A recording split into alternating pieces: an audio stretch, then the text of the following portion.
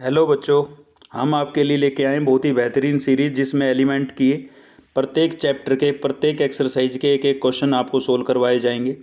ठीक है, जो आपके लिए बहुत ज़्यादा हेल्पफुल होगी। अगर आपको वीडियो पसंद आए तो इसको लाइक शेयर करें अपने दोस्तों के साथ, साथ ही चैनल को सब्सक्राइब कर लें। तो आज हम शुरू करने जा रहे हैं। फर्स्ट चैप्टर है जो कि हमारी एलिमेंट्स बुक का रिलेशन एंड फंक्शन। तो रिलेशन और फंक्शन को शुरू कर रहे हैं हम। उससे पहले मैं आपको थोड़ा सेट के बारे में बता देता हूँ कि सेट क्या होता है ना। तो सेट हमने पढ़ा था 11वीं क्लास के अंदर। ठीक है, तो सेट जो होता है वो वेल डिफाइंड एलिमेंट्स का कलेक्शन होता है। जैसे कि यहाँ पर हमने एक एग्जांपल लिखा है कि ए सेट हमारे पास क्या है भाई, 1 2 3 है। ऐसे एक बी सेट भी यहाँ पर लिखा हुआ है जो कि हमने क्या लेट किया है, 1 2।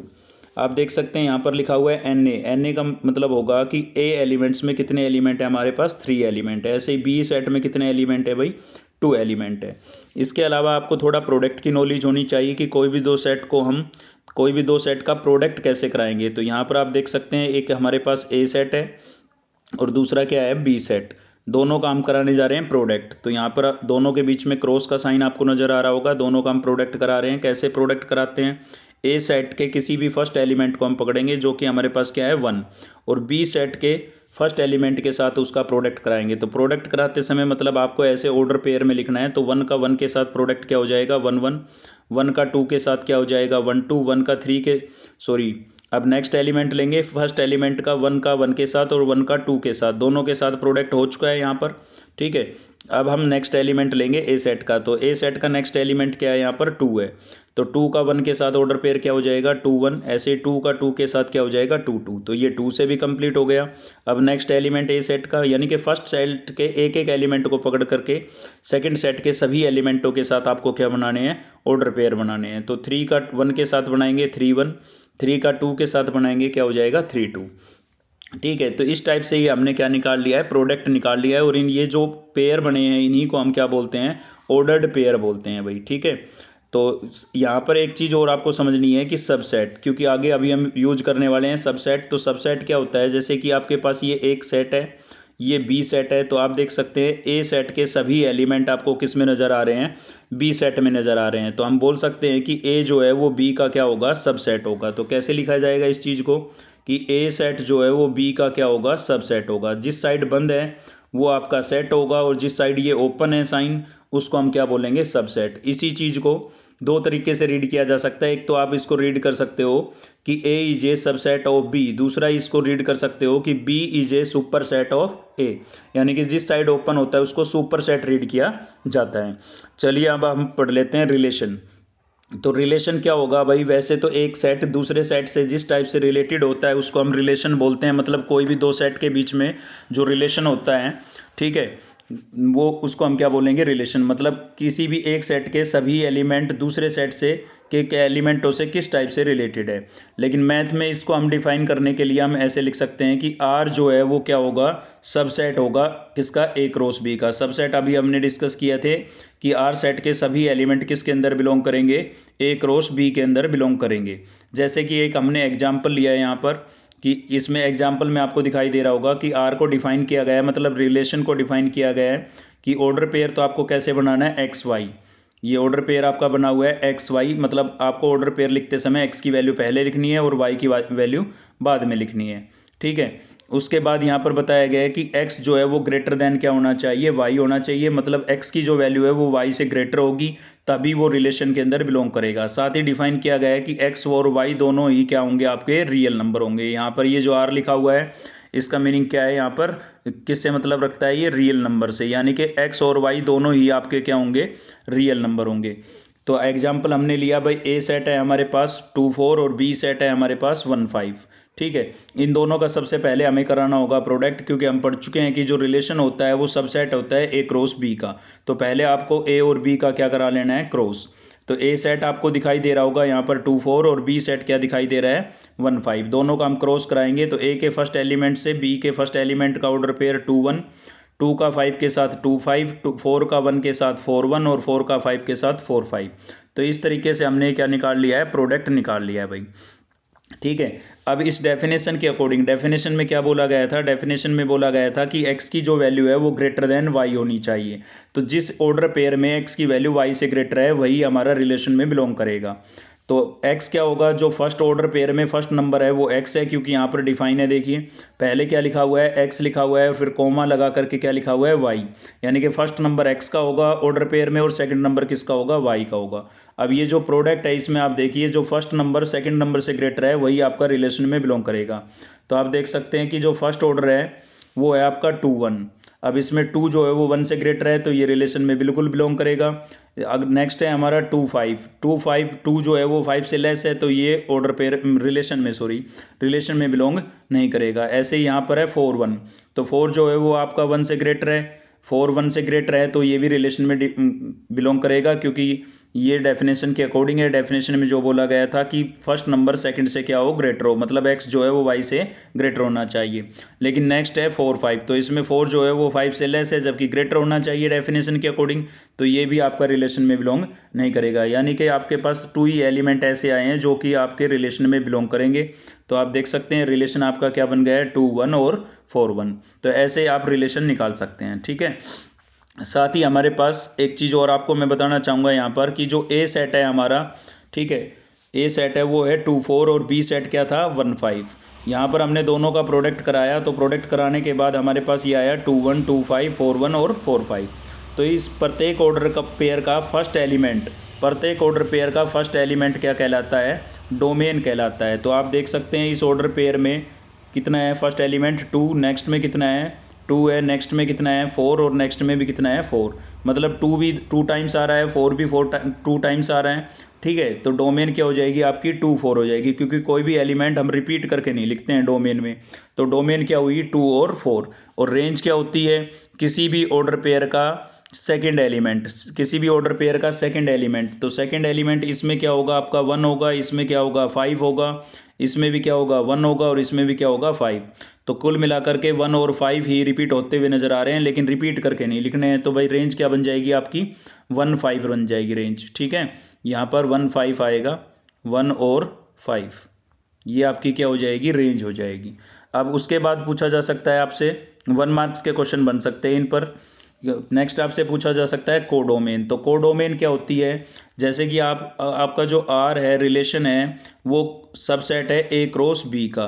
तो ये जो सेकंड एलिमेंट होता है, सेकंड सेट होता है, सॉरी जो पीछे लिखा होता है सेकंड सेट, वही आपका क्या होता है, कोडोमेन होता है। आप याद रखें कि सेकंड जो सेट होता है वही आपका क्या होता है, कोडोमेन। तो सेकंड सेट आपका क्या है भाई 1 5 है, सेकंड सेट आपने देखा कि क्या है आपके पास 1 5, ठीक है। तो इसलिए कोडोमेन आपकी क्या हो जाएगी, ये सेकंड सेट यानी कि बी हो जाएगा, 1 5 हो जाएगी कोडोमेन, ठीक है। चलिए आगे बढ़ते हैं हम। तो यहाँ पर हमारा ये रिलेशन बन चुका था, इसमें कुछ एक्स्ट्रा बातें भी हैं, देखिए वो भी हम आपको बता देते हैं। ये रिलेशन हमारे पास बना था, तो 1 मार्क्स में या मल्टीपल चॉइस क्वेश्चन में आपसे पूछा जा सकता है कि नंबर ऑफ रिलेशन बताइए, है ना। तो किसी भी सेट के अंदर आप देख करके तो बता सकते हैं इसमें कितने रिलेशन बने हैं, कितने रिलेशन यहाँ पर सेट से डिफाइन किए जा सकते हैं। लेकिन जब किसी सेट में केवल नंबर ऑफ एलिमेंट्स आपको गिवन हो तो उसके लिए आप इस फॉर्मूले का इस्तेमाल कर सकते हैं। ये हमारे पास है नंबर ऑफ रिलेशन निकालने के लिए, क्या है भाई 2 raised to power mn। तो उसमें m और n आपको गिवन होना चाहिए। m क्या होगा, number of elements in first set, और n क्या होगा, number of elements in second set. जैसे कि हमने एक एग्जांपल लिया है, ठीक है, जो अभी हमने एग्जांपल यूज किया था उसमें आपने देखा कि ए सेट जो था हमारे पास उसमें कितने एलिमेंट थे, 2 एलिमेंट थे, इसलिए हमने m की वैल्यू कितनी रिप्लेस की है यहाँ पर 2। और जो b सेट था उसमें भी कितने एलिमेंट थे, 2 एलिमेंट थे, इसलिए n की वैल्यू हमने 2 रिप्लेस की।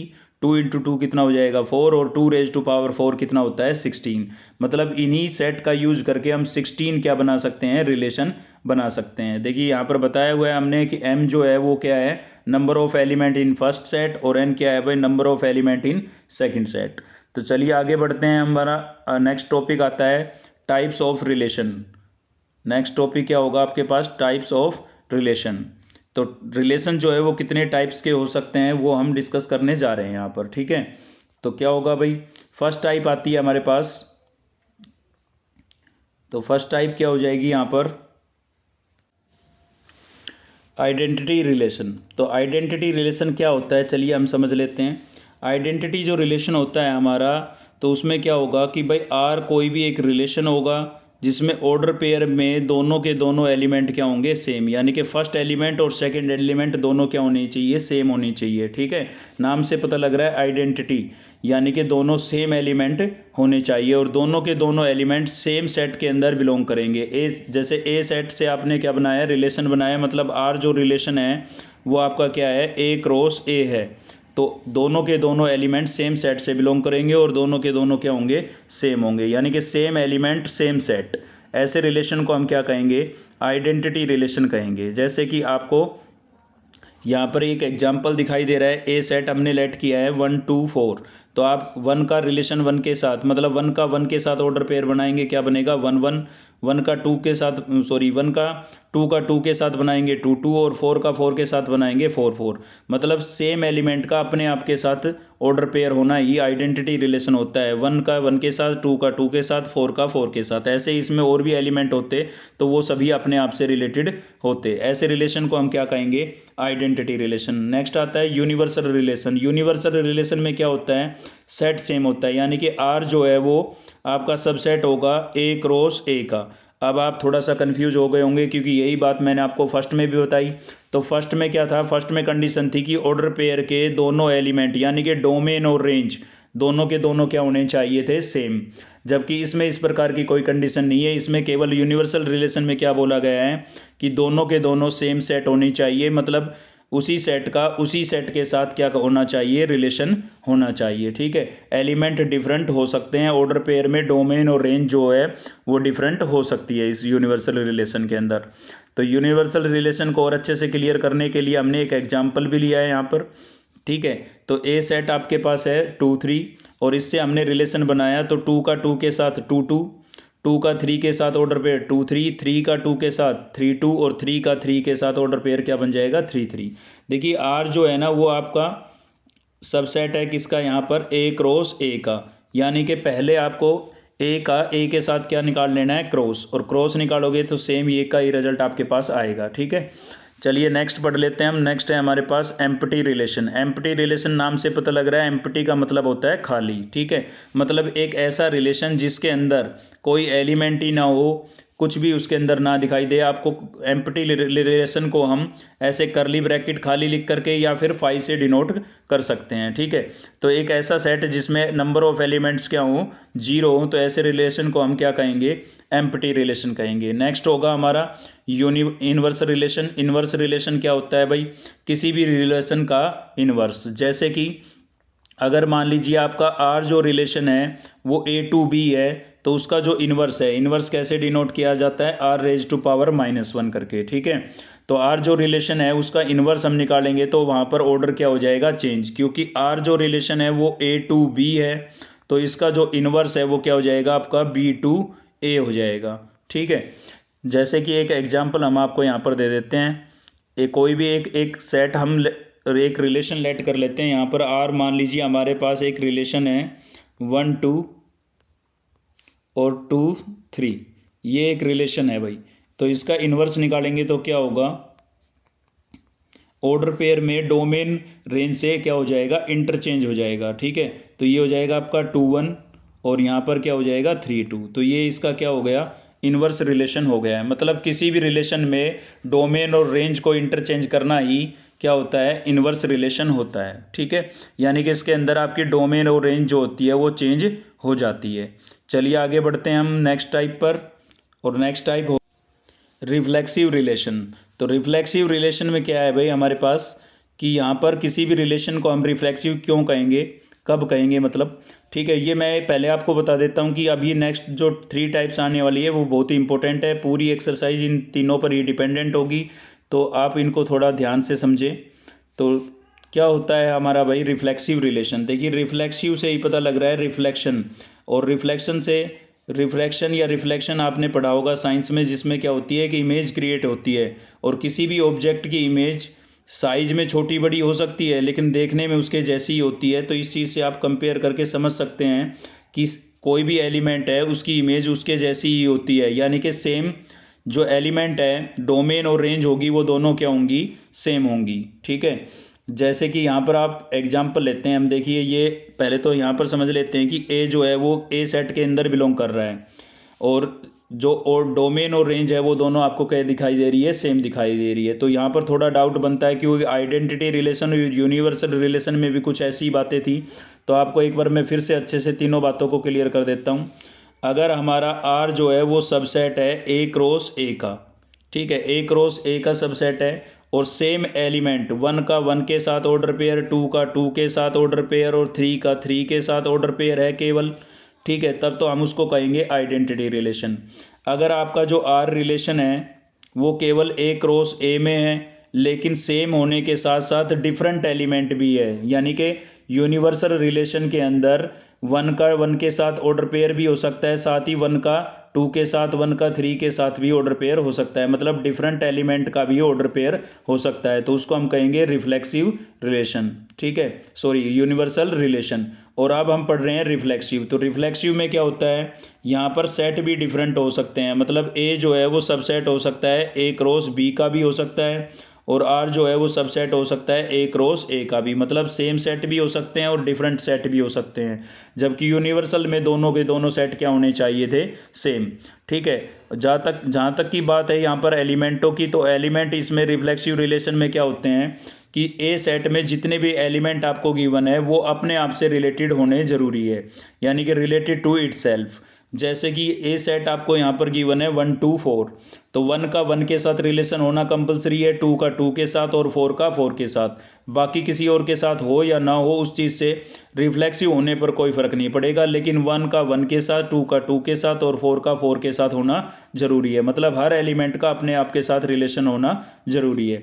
तो आप देख सकते हैं 1 का 1 के साथ रिलेशन यानी कि 1 1 हो गया, 2 का 2 के साथ, 4 का 4 के साथ, ये तो तीनों ऑर्डर पेयर इसमें हमें दिखाई दे रहे हैं, ये एक्स्ट्रा भी दिखाई दे रहे हैं, ये हो या ना हो इससे रिफ्लेक्सिव पर कोई इफेक्ट नहीं पड़ेगा।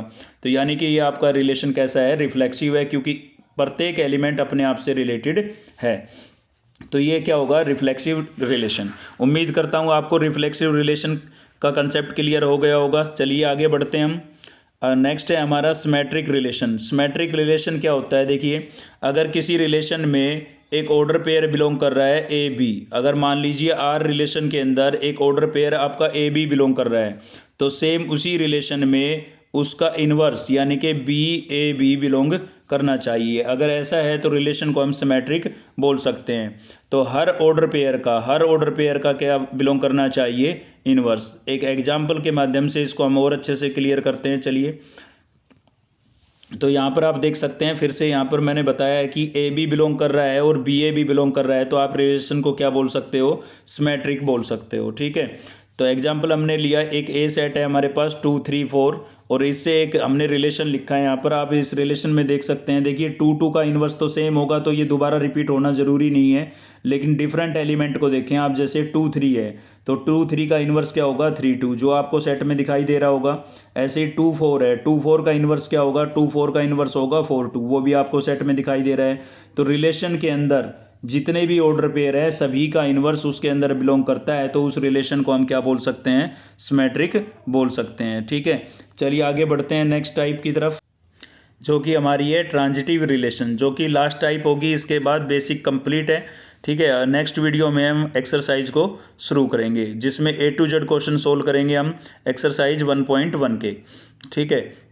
तो नेक्स्ट टाइप को हम समझ लेते हैं कि ट्रांजिटिव रिलेशन क्या होता है। देखिए ट्रांजिटिव रिलेशन में क्या होगा कि किसी भी रिलेशन के अंदर अगर मान लीजिए ए बी बिलोंग कर रहा है और बी सी भी बिलोंग कर रहा है,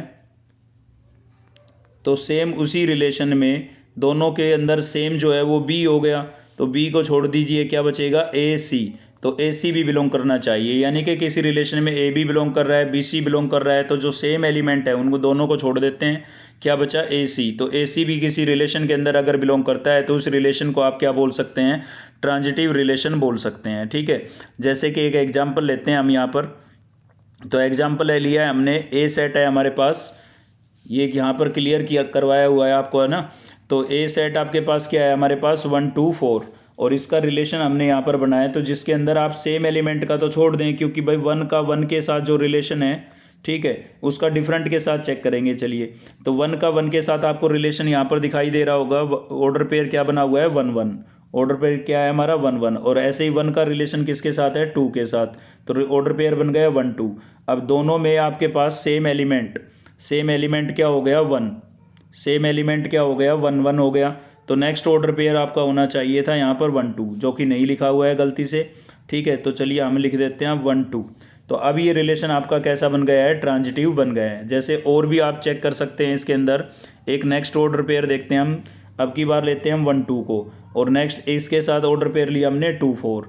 ठीक है, जिसके अंदर दो सेम एलिमेंट हो गए 2 2। तो क्या बचता है यहाँ से, फर्स्ट ऑर्डर पेयर से बचता है 1 और सेकंड वाले से बचता है 4। तो ऑर्डर पेयर क्या बन गया 1 4, जो कि आपको इसमें दिखाई दे रहा है। ठीक है, तो इसलिए इस रिलेशन को हम क्या कह सकते हैं, ट्रांजिटिव कह सकते हैं। एक बार फिर से रिपीट करा देता हूँ, अगर किसी भी रिलेशन में ए बी बिलोंग कर रहा है, बी सी बिलोंग कर रहा है, तो ए सी भी बिलोंग करना चाहिए। ऐसे रिलेशन को हम क्या कहेंगे, ट्रांजिटिव कहेंगे। तो आज इस वीडियो में केवल इतना ही था। अगर आपको वीडियो पसंद आई तो प्लीज़ लाइक शेयर करें और साथ ही चैनल को सब्सक्राइब कर लें। मिलते हैं नेक्स्ट वीडियो में। Thank you.